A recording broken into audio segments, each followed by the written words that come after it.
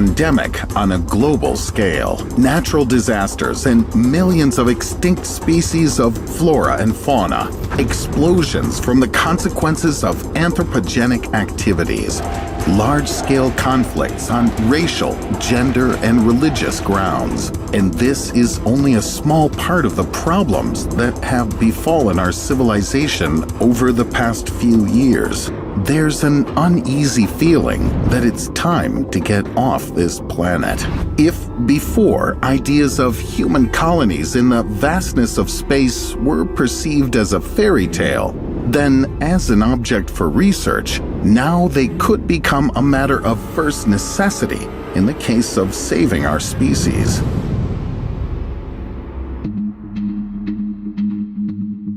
Elon Musk's promised colonies on Mars are only 30 years away. So to speak, 30 summers to Mars. Therefore, you have enough time to save up for a ticket to the Red Planet if you save only $400 a month. But if I were your intergalactic realtor, I would suggest another good option. What about Titan? Mountains, methane seas, skydiving, a great year-round resort at your disposal. This idea is supported by the sensational news that signs of life have allegedly been found on Titan. The chemical is called acrylonitrile, a complex organic substance that can form cell membranes and azotosomes resembling cells based on lipids, from which terrestrial organisms are built. The acrylonitriles have already emerged, so are we any worse?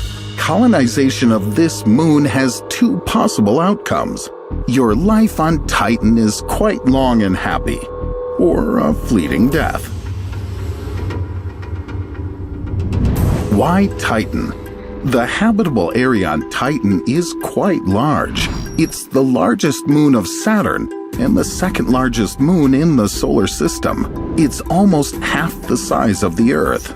And in its magnitude, it looks like the size of Eurasia and Africa combined. On our planet, about 5,834,000,000 people inhabit such a territory. Not a bad size for a space move. Perhaps there's a place for you. Let's say you decided to make a change in your environment, but you immediately had many questions. How long will the journey last? How many seats will there be? How much are the tickets? The closest distance between Titan and Earth is about 746 million miles. That's roughly the same as if you circled the Earth's equator 33,000 times. The duration of the flight would last 7 years, quite a long time spent in a confined space. And I think that could be a big problem. Perhaps the coronavirus quarantine was a training that gradually prepared us for the long move. And as you've seen, to sit for even 3 months in your own apartment is unbearable, bordering on madness. In the process of colonization, you'd find a real emptiness, uncertainty, and a large scope of work. Moreover, you, as the first visitor to this new home, would have to create everything from scratch.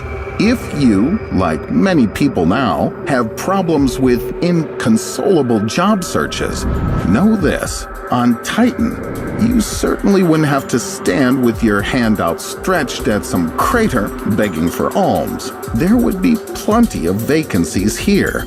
Power plant technicians, greenhouse agronomists, maintenance personnel, doctors, geocryologists, specialists engaged in research in the frozen zone of the crust, who would extract oxygen from frozen water. And this isn't even the whole list. Yes, in exciting science fiction films about space, this isn't shown. But constant deadlines, lack of sleep, and moral burnout wouldn't be left behind on Earth. Here, you'd find the same work routine. Not everyone would be able to safely acclimatize.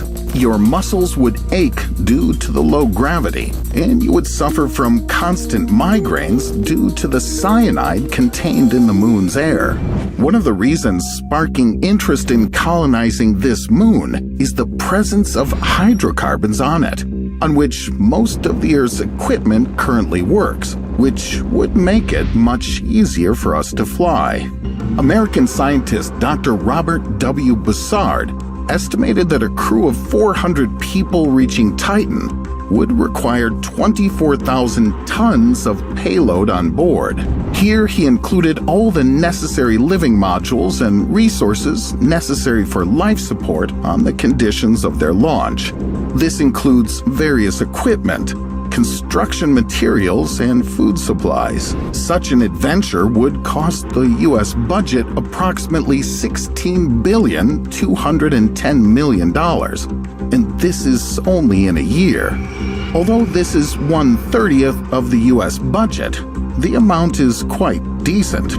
By comparison, the United States has allocated only $11 billion to fight COVID-19.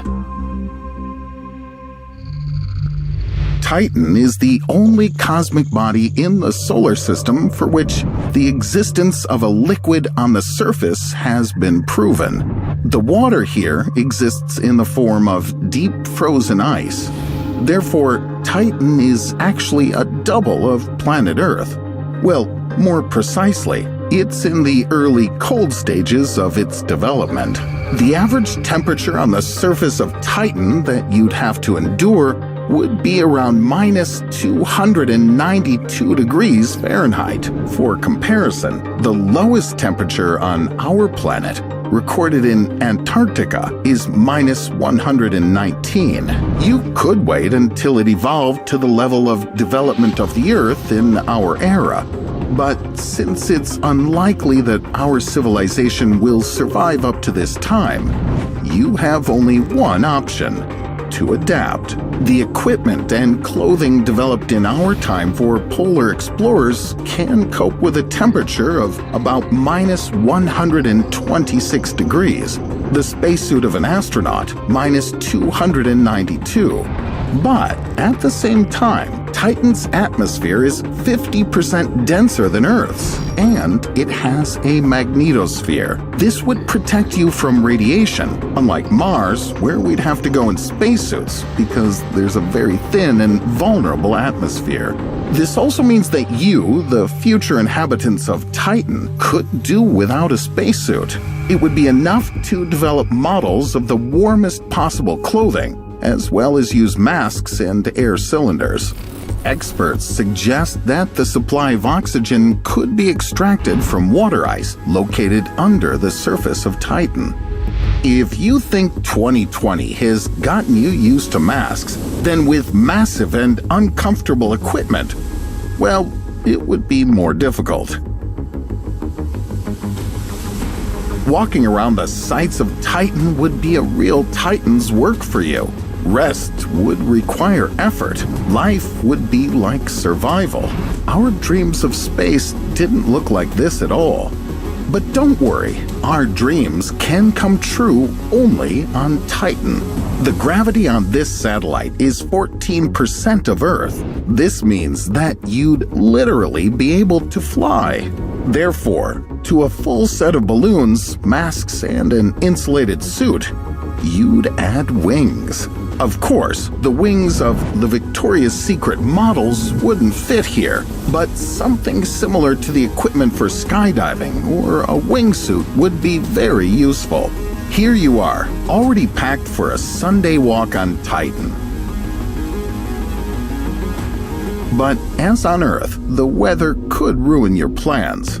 Yes, Titan has clouds, rain, rivers, lakes, and seas, but they're made up of liquid hydrocarbons such as methane and ethane. Titan's dense atmosphere, as well as gravity roughly equivalent to Earth's moon, means that a raindrop falling from Titan's sky falls more slowly than on Earth. Rainy days on Titan can not only be sad, but also deadly. While Earth's rain falls at a speed of about 20 miles per hour, the rain on Titan falls at a speed of about 3.5 miles per hour, which is about 6 times slower than Earth's rain. A walk in the rain would resemble the best romantic slow-motion melodramas, but I don't advise going out in this rain without an umbrella. While the maximum diameter of Earth's raindrops is about a quarter inch, raindrops on Titan can reach a diameter of about 3.5 inches, about the size of a tennis ball. On vacation on Titan, as well as on Earth, you can go to the sea. The largest seas of this moon are hundreds of feet deep and hundreds of miles wide. For example, the area of the local Kraken Mare hydrocarbon sea is comparable to the Caspian Sea. You wouldn't be able to swim in it, but it would be quite possible to arrange a water date in a boat made of durable material. For lovers of evening walks, Titan would please their souls. As a moon of Saturn, Titan is always facing the same direction. The colony would no doubt be built on the side of Titan facing Saturn. Here, the light reflected from Saturn would likely maintain a low level throughout the day. Therefore, you'd rely on artificial lighting. But you could no longer blame all your failures at work and in your personal life on the lack of time in a day. After all, one Titan day lasts 16 Earth days, and a year is equal to 29 Earth years. Each of the 4 seasons lasts approximately 7.5 years. 7.5 years of your favorite summer, and practically 22 years of no season. So far, everything seems to be tolerable and quite entertaining. But another unpleasant issue: poison. It's important for you to know that a poisonous cloud with an unusual composition has been found in the stratosphere of Titan, but you shouldn't be afraid of it. Methane, which predominates on the moon, is non-toxic, but at high concentrations in the air, resembles ammonia. It also has a mild narcotic effect, so I think it would be the perfect planet for Snoop Dogg. The only thing more shocking than exposure to airborne drugs is vinyl cyanide. NASA experts confirmed its presence in the atmosphere of Titan in 2018. Vinyl cyanide is a compound that may be a component of cell membranes in microorganisms, possibly living in the methane oceans of Saturn's moon. Planetologists haven't ruled out the possibility that on the basis of this substance, extremely exotic life forms could be born, capable, for example, of enduring severe colds of minus 328 degrees Fahrenheit, which most of the animals of our planet, even those living in Antarctica, cannot endure. So perhaps in our new home, we'd still be someone's guests, and there's no guarantee we'd be welcome. I suspect that since reading science fiction writers and their stories about the colonization of wild space, you've already begun feeling admiration and excitement about this topic. You're already packing your oxygen tanks and 10 pairs of warm knitted socks in your suitcase. But don't hurry. In fact, this process is quite risky and costly. Wars, famine, violence. Humanity wants to leave this all behind and begin everything on a clean cosmic sheet. But most importantly, I ask you not to forget that no matter where people are, in a small earthen state or on another moon, they take themselves with them, and their destructive essence simply assumes new territories and new scales.